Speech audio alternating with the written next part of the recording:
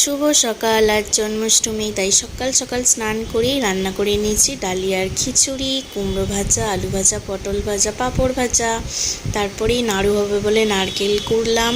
মা এখানে ঠাকুরের জন্য সবজি কাটছিল। দেখেছো কত সুন্দর, গোপুসোনার জন্য অনেক কিছু মাকে নিয়েছে, জামা, সাজের জিনিস, অনেক কিছু খাবার, চকলেট, বাদাম, অনেক কিছু। কত সুন্দর মালাটা দেখছো গোপুসোনার।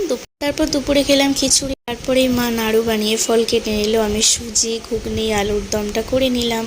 আর এখানে গরম গরম লুচি ভাজছিলাম। আমার মা লুচিগুলো বেলে দিচ্ছিল, আমি ভাজছিলাম।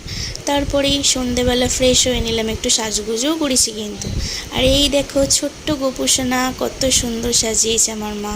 সমস্ত কিছু ঠাকুরের ভোগ রেডি।